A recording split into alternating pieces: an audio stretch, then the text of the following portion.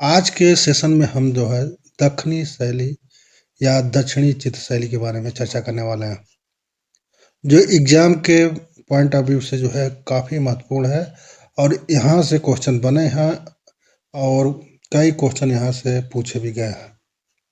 तो देर न करते हुए सेशन को आगे बढ़ाते हैं। देखिए, दक्षिण शैली का जो समय था वो 16वीं सदी से लेकर जो है 19वीं सदी के बीच में था। समय क्या था? 16वीं सदी से लेकर 19वीं सदी के बीच में था। और दक्षिण में जो है मुस्लिम शासकों का शासक था, मुस्लिम शासकों का शासन था, जिसमें बहमनी बहमनी साम्राज्य का नाम जो है महत्वपूर्ण है। तो समय था 16वीं से 19वीं सदी। दक्षिण में जो बहमनी साम्राज्य स्थापित हुआ था वो जो है मुस्लिम शासक थे। ठीक, चलिए बिंदुवार इस सेशन को देखते हैं। तो दक्षिण में जो है विजयनगर साम्राज्य के समकालीन जो साम्राज्य स्थापित हुआ था तो वो बहमनी था। ठीक, तो विजयनगर राजाओं के समकालीन कौन सी जो है साम्राज्य थे? तो बहमनी सुल्तान। और बहमनी साम्राज्य की नींव कब पड़ी थी? तो 1347 ईस्वी में इसकी नींव पड़ी थी और 1425 ईस्वी में बीदर को इसकी राजधानी बनाई गई थी। किसकी? बहमनी साम्राज्य की। तो बहमनी साम्राज्य की नींव कब पड़ी? 1347 में और 1425 ईस्वी में बीदर को इसकी राजधानी बनाई गई। सर्वप्रथम अहमद शाह वली बहमनी ने कला के प्रति रुझान दिखाया था। तो बहमनी साम्राज्य का जो शासक थे अहमद शाह वली बहमनी, सर्वप्रथम उन्होंने ही जो है कला परिचय दिया था। वो कला प्रेमी शासक थे। अहमद शाह वली बहमनी को कला के प्रति विशेष रुझान था और 1432 ईस्वी में जो है इन्होंने बीदर दुर्ग का निर्माण कराकर रंगमहल के कक्षों में बेलबूटों और सजावट जो है करवाई थी। तो अहमद शाह वली बहमनी जो थे वो 1432 में क्या गए थे?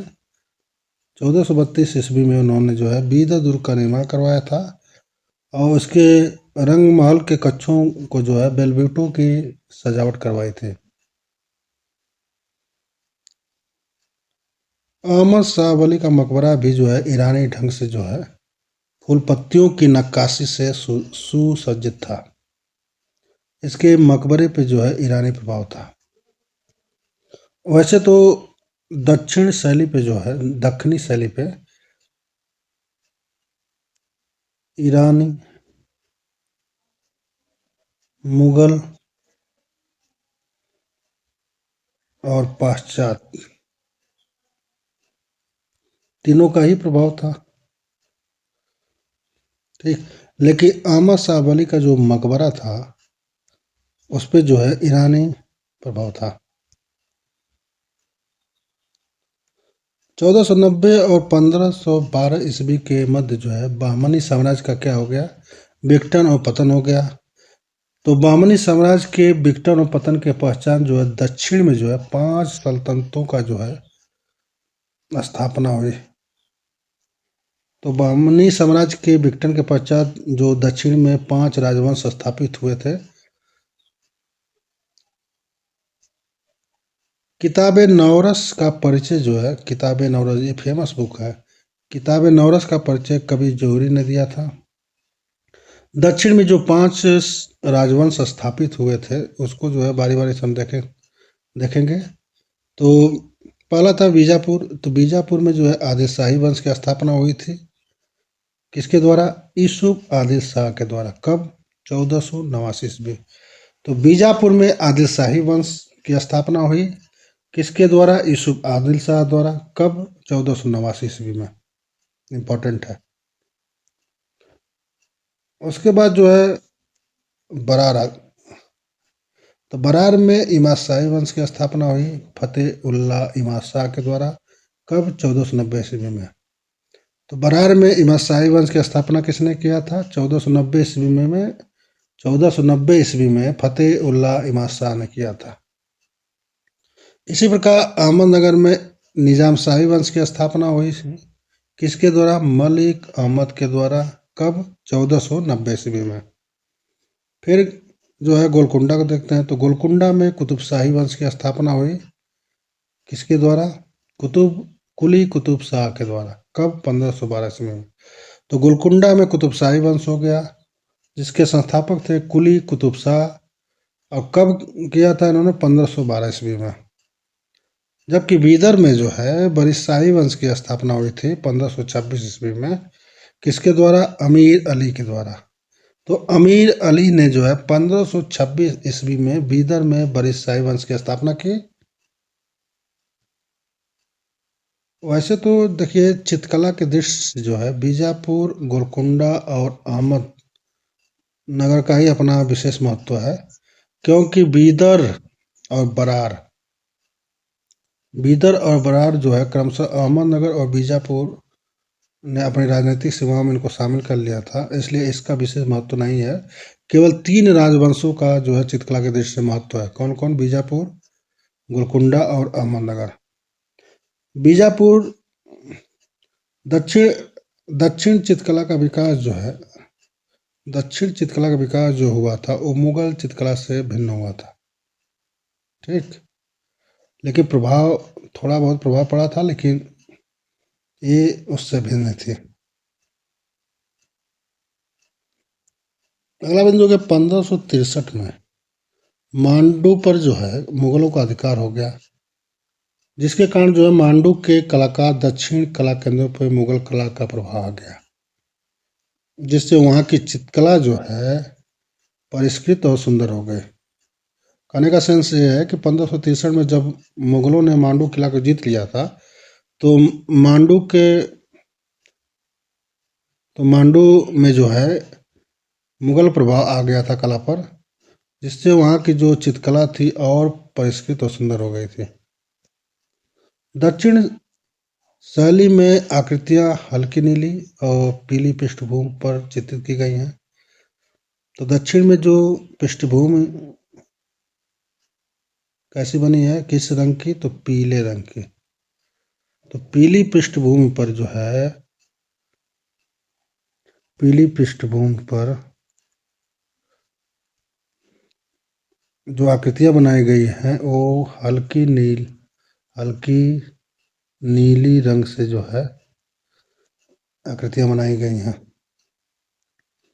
तो दक्षिण शैली में जो पृष्ठभूमि कैसी थी? तो पीली रंग की, और आकृतियां उस पर बनाई गई हैं किस रंग की? तो हल्की नीली रंग की। अब जो दक्षिण शैली में जो मानवाकृतियां बनी है, तो उनकी शारीरिक रचना लंबी है, और स्त्रियों के माथे जो है छोटे बनाए गए हैं तथा पीछे की ओर ढलवा बनाया गया है। तो शारीरिक रचना जो है दक्षिण शैली में कैसी थी? लंबी थी। स्त्रियों के माथे छोटे बनाए गए हैं, जबकि पीछे की ओर ढलवा बनाया गया है। दक्षिण शैली में चित्रों में एक चश्म चेहरे की अधिकता है। Very very important. दक्षिण में जो है चित्रों के एक चश्म चेहरे बनाए गए हैं।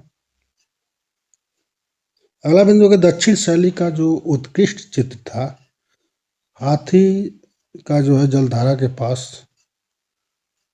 1600 ईस्वी में चित्रित किया गया था। ये दक्षिण शैली का जो है सबसे उत्कृष्ट चित्र है। कौन? एक हाथी का जलधारा के पास, जिसको जो है 1600 ईस्वी में चित्रित किया गया था। दक्षिण शैली में जो पुरुष आकृतियां हैं, उनकी वेशभूषा में जो है घेरदार जामे, कमरबंद सरपेच, जबकि आभूषणों में माला, हार और बाजूबंद पन्ने दर्शाया गया। तो दक्षिण शैली में जो पुरुष आकृतियों की जो वेशभूषा कैसे हैं? तो घेरदार जामे और कमरबंद सरपेच हैं, जबकि आभूषणों में जो है उनके माला, हार और बाजूबंद पन्ने दर्शाया गया है।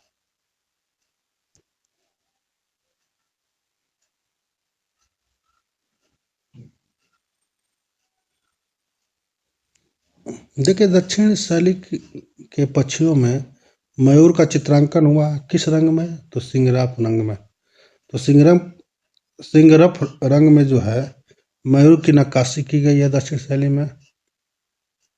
इस शैली में जो हाशिया बनाए गए थे, हाशिए जो बने थे वो सुनहरे रंग या सिंगरफ रंग से बनाए गए हैं।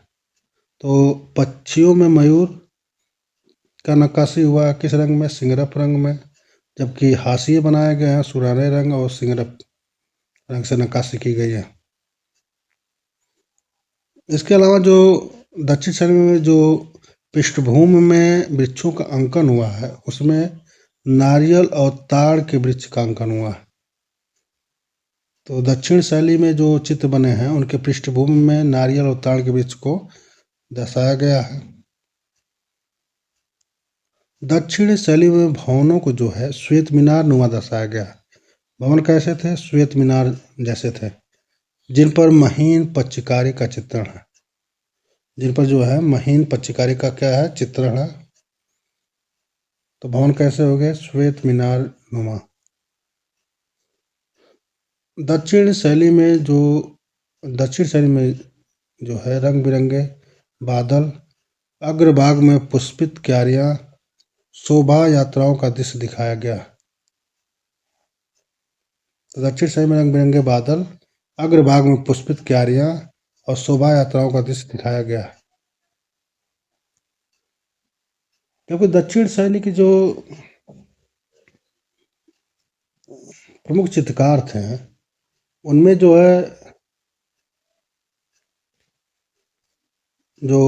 जो है मीर हासिम का नाम।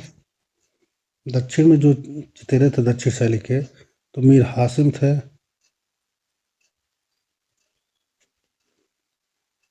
रहीम हैदर थे,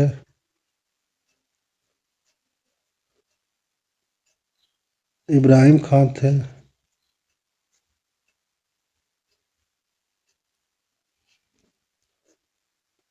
मोहम्मद का नाम आता है। उसके बाद अली शाह का, अली शाह। तो ये दक्षिण शैली के प्रमुख चित्रे थे। कौन कौन? मीर हासिम, रहीम हैदर, इब्राहिम खां, मोहम्मद और Ali Shah. Very very important है। तो कौन कौन चितेरे हो गए? मीर हासिम, रहीम हैदर अली, इब्राहिम खां, मोहम्मद, तजाली अली शाह का नाम जो है प्रमुख है।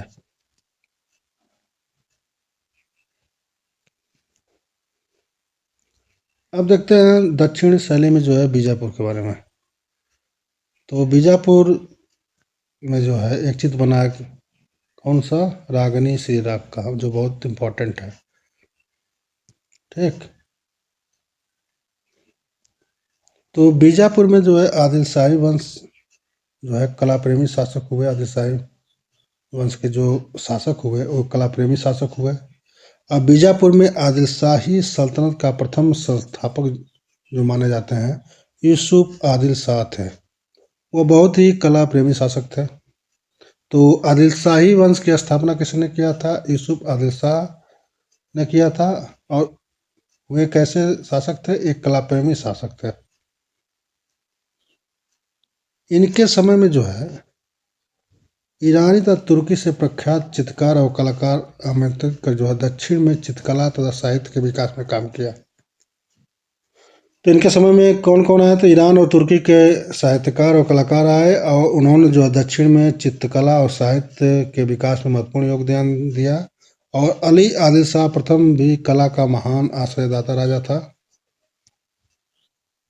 बीजापुर शैली मुगल तकनीक और सम्मेलन द्वारा प्रभावित है। तो बीजापुर शैली जो है किससे प्रभावित है? तो मुगल शैली से प्रभावित है।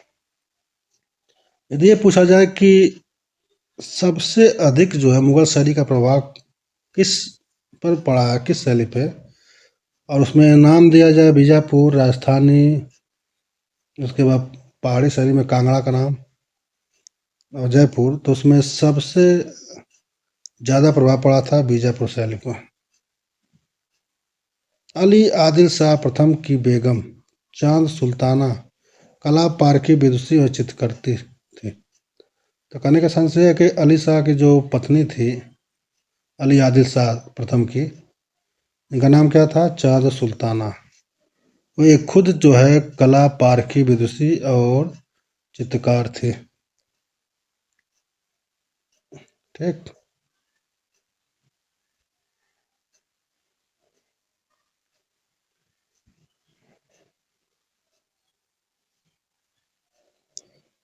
देखिए, अली आदिल शाह प्रथम के राज्यकाल में, अली आदिल शाह प्रथम के राज्यकाल में 1570 ईस्वी में एक फेमस ग्रंथ चित्रित हुआ था, जिसका नाम क्या था? नुजूम उल उलूम।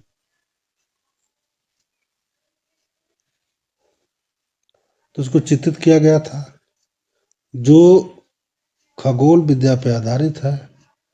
और इस ग्रंथ में कुल टोटल 876 चित्र हैं और 140 जो है नक्शे तथा तालिकाएं।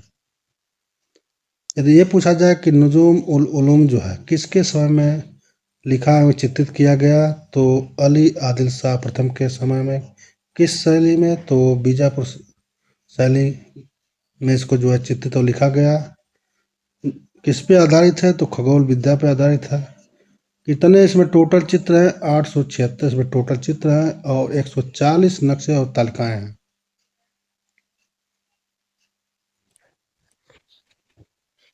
देखिए, बीजापुर शैली पे यदि सर्वाधिक किसी का प्रभाव पड़ा है तो मुगल शैली का पड़ा है। बीजापुर शैली पे सर्वाधिक प्रभाव किस शैली का पड़ा है? मुगल शैली का। अली आदिल शाह प्रथम के भतीजे थे इब्राहिम आदिल शाह द्वितीय। इनके समय में बीजापुर शैली की सबसे अधिक उन्नति हुई। तो इब्राहिम आदिल शाह द्वितीय के समय में जो है बीजापुर शैली की जो है सबसे अधिक उन्नति हुई। ये अली आदिल शाह प्रथम के भतीजे थे। जबकि जहांगीर के समय में फारूक बेग नामक चित्रकार जो है बीजापुर आया और इसने इब्राहिम आदिल शाह की छवि बनाई। तो यदि ये पूछा जाए कि बीजापुर में जो है कौन सा चित्रकार जहांगीर के समय आया, तो फारूक बेग। और किसका छवि बनाया था? तो इब्राहिम आदिल शाह द्वितीय का।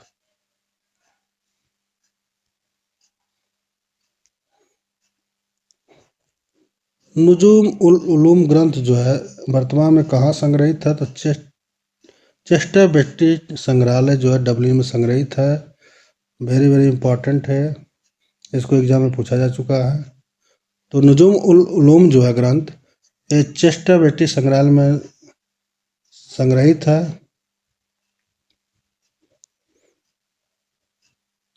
अगला बिंदु है कि इब्राहिम आदिल शाह ने नौरस नामक जो है पुस्तक लिखी थी।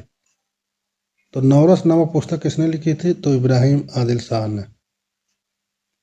जबकि बीजापुर शैली में बने चित्र सघन वन में खड़ी स्त्री व हाथियों की लड़ाई का चित्र, बीजापुर शैली में बना चित्र कौन कौन है? सघन वन में खड़ी स्त्री और हाथियों की लड़ाई का चित्र जो है भारत इतिहास संशोधक मंडल पूना में है। तो सघन वन में खड़ी स्त्री व हाथियों की लड़ाई का चित्र जो है कहाँ संग्रहित है? तो भारत इतिहास संशोधक मंडल जो है पूना में संग्रहित है। जबकि बीजापुर शैली में चौगान वाला भित्ति चित्र भी बहुत दर्शनीय है। यदि ये पूछा जाए कि चौगान वाला भित्ति चित्र जो है किस शैली में बना है, तो बीजापुर शैली में। मोहम्मद आदिल शाह के समय में जो है बीजापुर शैली पे यूरोपीय प्रभाव पड़ने लगा। यदि ये पूछा जाए कि किसके समय पे जो है बीजापुर शैली पे यूरोपीय प्रभाव आ गया, तो मोहम्मद आदिल शाह के समय में। बीजापुर शैली के चित्रों में जो चेहरे बने थे वो चमकदार और पृष्ठभूमि कैसी बनी थी? सादी हरी तान वाली। तो बीजापुर शैली में चित्रों में जो चेहरे बने हैं कैसे? चमकदार। और पृष्ठभूमि कैसी बनी है? शादी हरी तानवाली। जबकि इब्राहिम आदिल शाह के संगीत प्रेम के कारण रागमाला के अनेक चित्रित हुए। तो रागमाला बीजापुर में जो है बीजापुर शैली में किसके समय में चित्रित हुए, तो इब्राहिम आदिल शाह, क्योंकि यह संगीत प्रेमी शासक थे। इन्होंने रागमाला को चित्रित करवाया और यह जो रागमाला जो है बड़ौदा संग्रहालय में सुरक्षित है। तो रागमाला कहाँ सुरक्षित है, बड़ौदा संग्रहालय में सुरक्षित है। कपड़े पे चित्र बीजापुर के शासकों का विशाल पटचित्र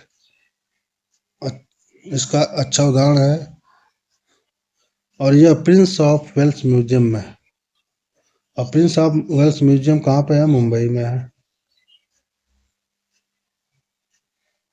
अब कौन सा चित्र संग्रहित है, तो कपड़े पर चित्रित बीजापुर के शासकों का जो पटचित्र है वही सुरक्षित है। कहाँ पे, Prince of Wales museum Mumbai में।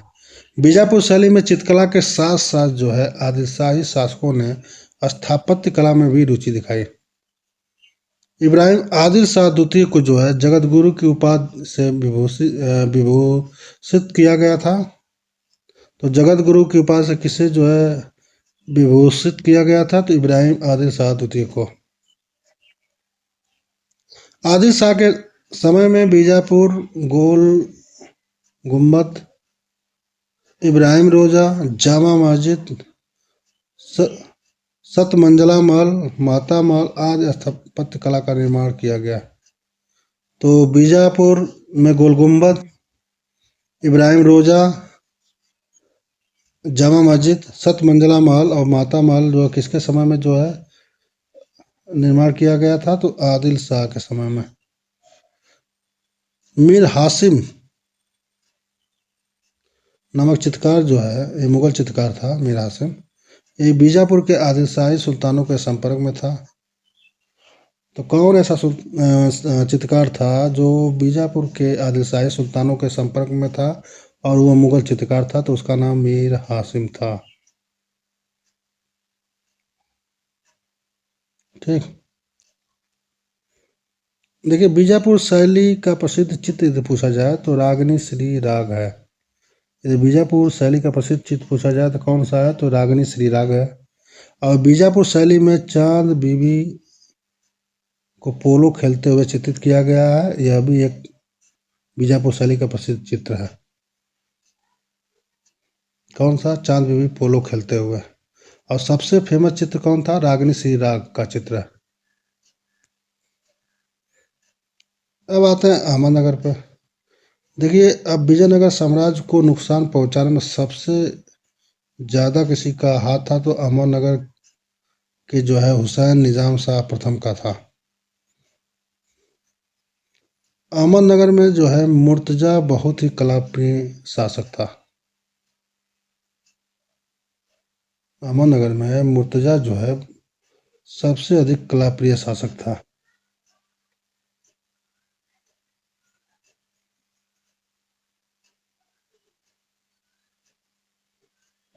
ठीक,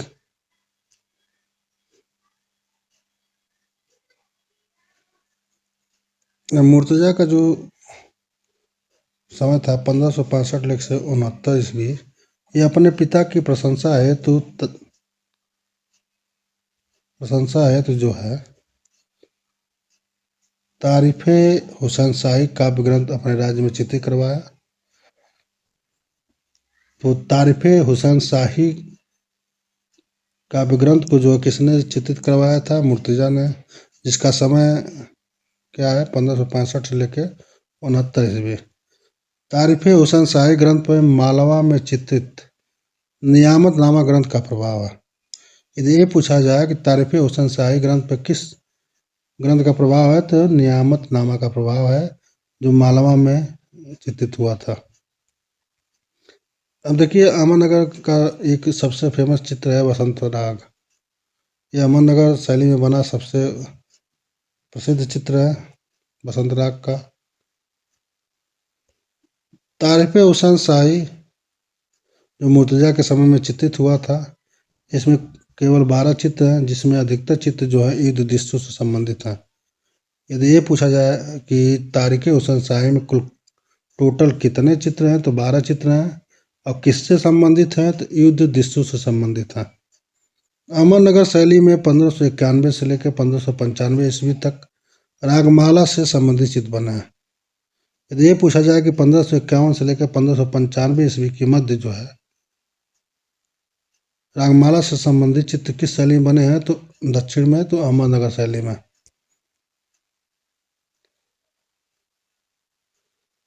अब बुरहान द्वितीय के समय में अहमदनगर में बना चित्र एक था हिंडोला राग। कौन सा? हिंडोला राग। कब बना था? 1591 ईस्वी में। यह चित्र जो है वर्तमान में राष्ट्रीय संग्रहालय नई दिल्ली में क्या है, संरक्षित है। तो हिंडोला राग जो प्रसिद्ध चित्र है किसके समय बना था? बुरहान द्वितीय के समय में। और कहाँ पे? अहमदनगर में। और कब बना था? 1591 में। और कहाँ संरक्षित है? तो वर्तमान में राष्ट्रीय संग्रहालय नई दिल्ली में संरक्षित है। 1601 ईस्वी में जो है अहमदनगर अकबर के अधिकार में आ गया। तो 1601 ईस्वी में जो है अहमदनगर पर किसका कब्जा हो गया? अकबर का। अहमदनगर की कला शैली ने बीजापुर और गोलकुंडा की चित्र शैलियों को विशेष रूप से प्रभावित किया। जो अहमदनगर की कला शैली थी वो बीजापुर और गोलकुंडा की चित्र शैलियों को विशेष रूप से प्रभावित किया। अहमदनगर शैली में सुनहरे आसमान, अलंकृत प्रकृति, चमकीले रंगों का प्रयोग चित्रों में हुआ है। ये पूछा जाए कि अहमदनगर शैली में कैसे आसमान बनाया गया है, तो सुनहरे बनाए गए हैं। प्रकृति को अलंकृत रूप में बनाया गया है तथा चमकीले रंगों का प्रयोग किया गया है। देखिए, हुसैन निजाम शाह के संरक्षण में जो है तारीफ हुसैन शाही ग्रंथ चित्रित किया गया। हुसैन निजाम शाह के संरक्षण में जो है तारीफ हुसैन शाही ग्रंथ जो है चित्रित किया गया, जो वेरी वेरी इंपॉर्टेंट है। ठीक। अब अगला है गोलकुंडा। तो मछलीपट्टनम बंदरगाह जो है, मछलीपट्टनम जो बंदरगाह है गोलकुंडा का प्रसिद्ध बंदरगाह है। और गोलकुंडा का संस्थापक जो था इब्राहिम कुतुब शाह था। गोलकुंडा का संस्थापक कौन था? इब्राहिम कुतुब शाह। और गोलकुंडा में किस वंश की स्थापना हुई थी? तो कुतुब शाही वंश। कुतुब कुतुब शाही वंश। ठीक। गोलकुंडा का कला एवं संस्कृति का उन्नायक यदि शासक पूछा जाए तो मोहम्मद कुली कुतुब शाही थे, जिन्होंने गोलकुंडा का जिनको जो है गोलकुंडा का संस्थापक भी माना जाता है। No no no, sorry. तो गोलकुंडा कला एवं संस्कृति का उन्नायक शासक कौन था? तो मोहम्मद कुली कुतुब शाह था।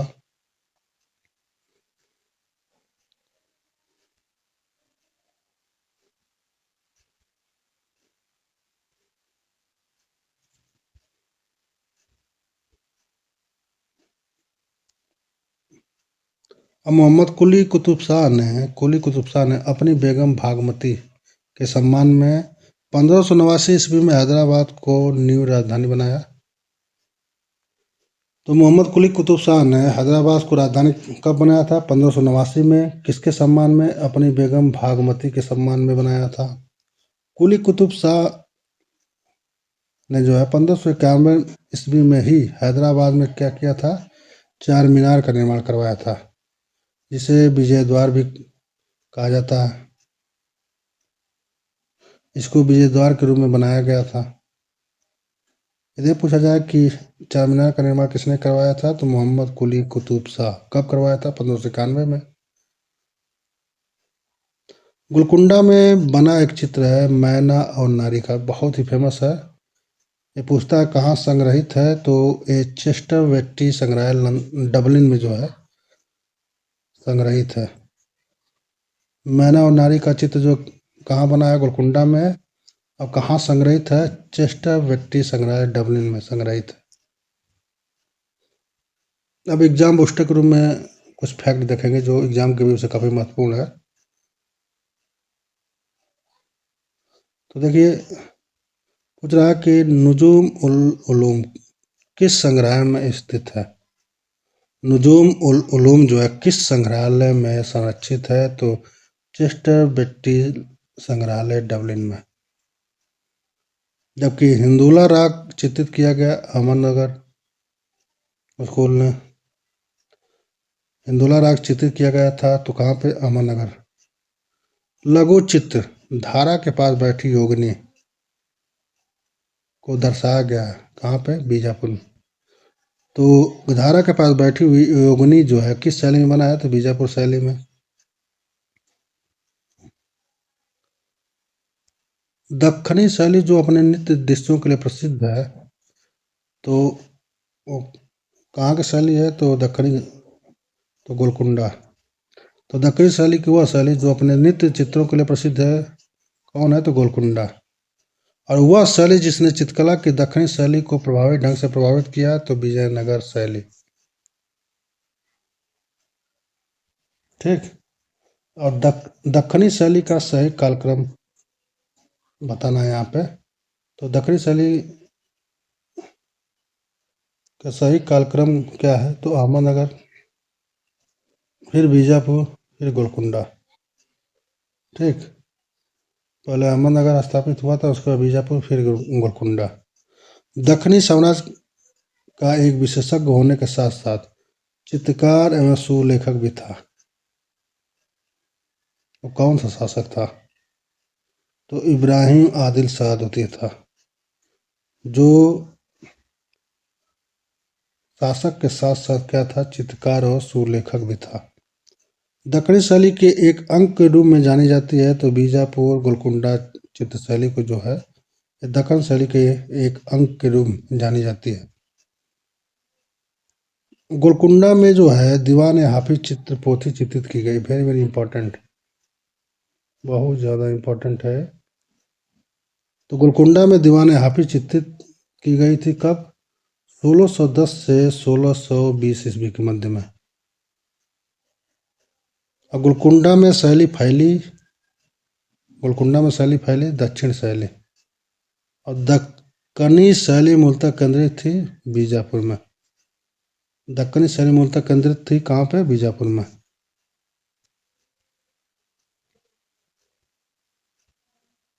ठीक। Thank for watching my video. मित्रों, यदि यह वीडियो आपको पसंद आया तो प्लीज़ लाइक, शेयर और सब्सक्राइब मेरे चैनल को जरूर करें। और इसी के साथ जो है हम विराम लेते हैं। तब तक के लिए धन्यवाद। मिलते हैं अगले वीडियो में।